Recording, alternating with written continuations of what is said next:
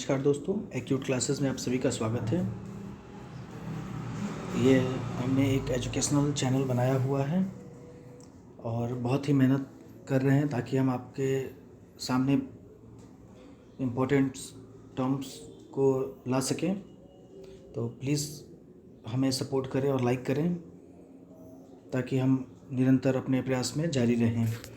तो आइए अब आगे बढ़ते हैं। आज का हमारा जो टॉपिक है वो है cash reserve ratio. Cash reserve ratio ये IBPS, SSC, बैंक, फाइनेंस से रिलेटेड टॉपिक है और ही बहुत ही इम्पोर्टेंट है। आपको सबको एक ब्रीफ आइडिया इसके बारे में रहना चाहिए। तो आइए हम देखते हैं कैश रिज़र्व रेशियो होता क्या है। कैश रिज़र्व रेशियो एक बैंकिंग टर्म है, बैंक से जुड़ा हुआ है। और आपको बैंक जो सबसे पहले आपके दिमाग में आती है, तो बैंक में जो काम होते हैं, जो मूलतः हम लोग देखते आए हैं, वो होता है पब्लिक का पैसे को डिपॉजिट करना और लोन प्रोवाइड करना। और जो उन दोनों के बीच में जो डिफरेंस होती है, जो हम लोग डिपॉजिट लेते हैं, तो जो आज के जो रेट चल रहे हैं 3 to 4% डिपॉजिट पे बैंक प्रोवाइड करती है। और जो लोन होते हैं वो 7 to 15%, 8%, 9, 10, 11, 15% तक मैक्सिमम, और भी 16-17% प्राइवेट बैंक भी और ज़्यादा देते हैं। तो वो जो डिफरेंस होती है वो बैंक की इनकम होती है। तो जो बेसिक प्रॉफिट मेकिंग जो बैंक आप कह सकते हैं, वो होता है difference between the deposit and loan amount, interest. तो अब होता क्या है कि अगर पब्लिक ने पैसा अपना जमा किया हुआ है, बैंक का तो खुद का पैसा रहता नहीं है, पब्लिक ने अपना पैसा जमा किया हुआ है, तो पब्लिक कभी भी मांग सकती है उस पैसे को। तो हम कितना लोन दे रहे हैं, ये भी हम उतने पैसे को रिज़र्व करेंगे जितनी पब्लिक की ज़रूरत हो। अगर आज हमारे पास, मानिए हमारे पास 50 करोड़ का डिपॉजिट है पब्लिक का, और अचानक पब्लिक अगर आ गई 20 करोड़ मांगने के लिए, तो हमारे पास उतना पैसा सफिशिएंट रहना चाहिए कि हम पब्लिक को पैसा दे सकें। उनका पैसा हम, अगर वो लोग निकालने आए हैं, विड्रॉल करने आए हैं, तो उनका पैसा हम लोग दे सकें। तो इसीलिए RBI ने एक रेशियो बनाया हुआ है जिसको हम लोग कहते हैं कैश रिज़र्व रेशियो। तो देखिए कैश रिज़र्व रेशियो होता क्या है। ये कैश के फॉर्म में रखा जाता है, जितने भी शेड्यूल्ड और अनशेड्यूल्ड बैंक हैं सबके द्वारा रखा जाता है। और वो कितना परसेंट होता है, NDTL का कुछ परसेंटेज RBI डिसाइड करता है, वो टाइम टू टाइम डिसाइड करता है। तो अभी जो एट प्रेजेंट चल रहा है वो है 4%। तो आप सभी लोग को क्लियर है कैश रिज़र्व रेशियो होता क्या है। Cash reserve ratio net demand और टाइम लाइबिलिटी होती क्या है, अभी हमने बताया। लाइबिलिटी क्या है, जो बैंक पैसा पब्लिक का रखते हैं, तो वो बैंक क्या है, वो पैसा लाइबिलिटी है बैंकों का लाइबिलिटी है, क्योंकि वो पैसा वापस उनको देना है। तो उसी का कुछ परसेंट जो अभी प्रेजेंट चल रहा है वो है 4%। क्लियर।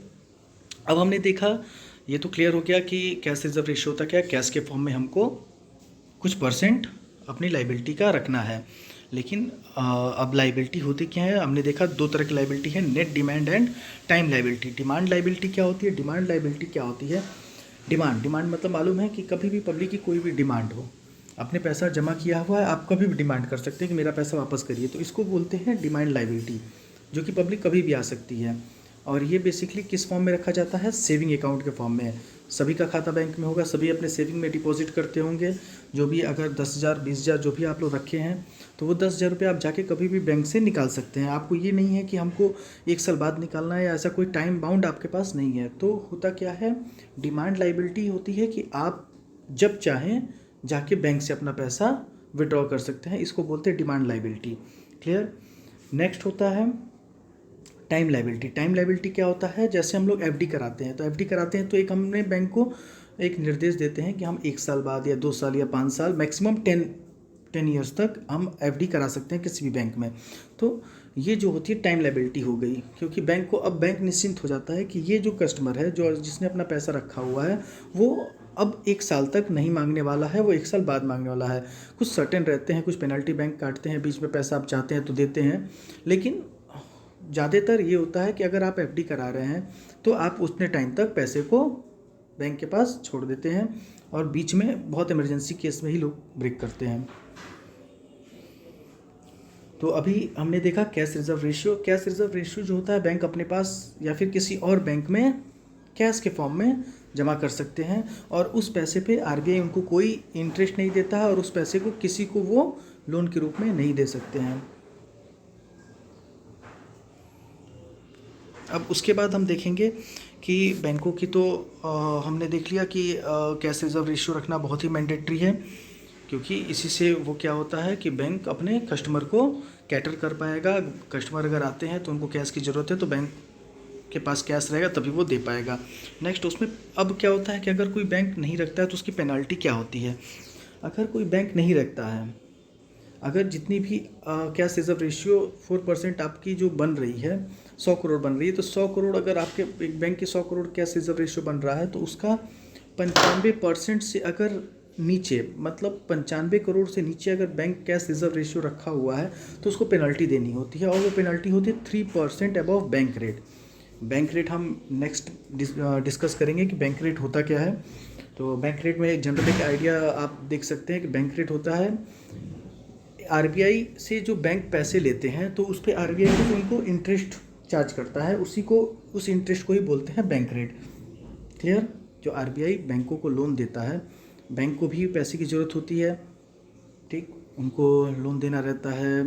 कई बार ऐसे सिचुएशन आते हैं कि विड्रॉल, कस्टमर अपने पैसे ज़्यादा निकाल लिया और बैंक के पास पैसे कम है, तो उस केसेस में बैंक क्या करते हैं, आरबीआई से short term long term loan लेते हैं, तो उस पर जो रेट ऑफ इंटरेस्ट होता है उसको बोलते हैं हम लोग बैंक रेट।